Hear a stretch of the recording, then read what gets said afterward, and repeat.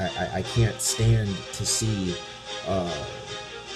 him cry in front of me or call me on the phone because I need someone to talk to, because this dude just ain't doing what he needs to do. He's not standing up. He's not defending her. He's not checking motherfuckers that make racial comments or get up in her face and want to disrespect her.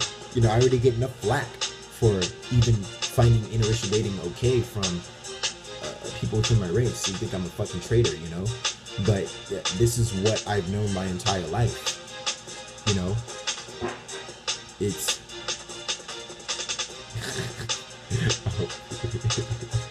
but that's how I fucking feel about it, you know? And that's what basically I've come to. The idea came out of, do not date a person of another race if that person is going to allow you to be disrespected and tell you to ignore the ignorance and the naivety. I understand that, you know, Asian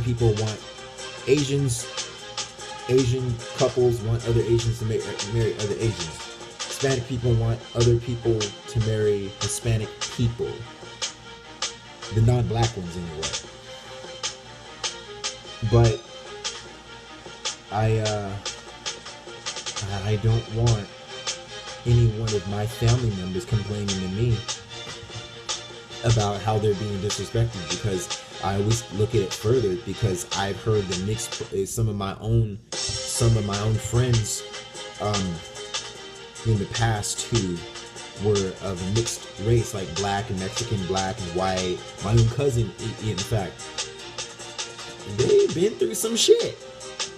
They get enough flack of being hated on by other black people for being mixed. Why should you put it up? Why should you put up with that? Why should you put up with that by the other half of your race that you're a part of? And it's kind of, and you're already going to get that outside in life. Why would you want to have kids with someone outside of your race, with a particular family that would discriminate it, and then the person you had kids with doesn't even stick up for you? They don't look out for you. They don't,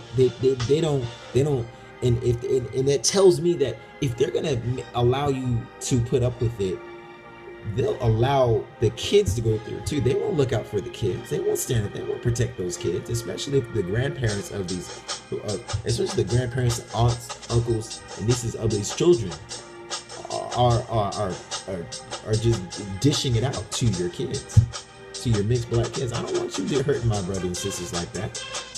This is not a protection on my race, really, because people are going to do it anyway. There are going to be some black people who fence hop, and you might as well be smart about it. That's my stand. That's my road. That's where I stand. You might as well be smart about it. You can't just go around and think that, okay, I'm not with a black woman, everything's all peachy and cream. Little do black men know that, you date, let's say you date a white chick, you're not gonna be dealing with the snappy hair, oh my gosh, I'm into that black woman, nigga, you can tell me what to do, I'll run this shit. You're not gonna deal with that. You're gonna deal with, some of my white female friends have told me that they have some problems themselves. They didn't get into great detail, and I don't want to put their business out there, the ones I personally know, but some of them have mental issues, even to the point where they have to get committed to a psych ward and take antidepressant pills and take antipsychotic meds. I have been on conversations on the phone with some of my white female friends. Yes. So that's what brothers will be dealing with. So it's like, okay, you want to deal with the snap with angry, sane sister, or the white girl who has mental issues growing up because of fucked up home life. And that's not even being funny. That's some serious shit. Which one? Where you get? You know. So, I'm not opposed to it. I'm just make a good decision. Be smart about it. Because people are still gonna fucking do it. It's 2015, going into 2016. People are gonna do what they damn want to do, and you might as well get your head out of your ass and understand that some races, they say some fucked up things about us. Okay, in other races, like, well, like I remember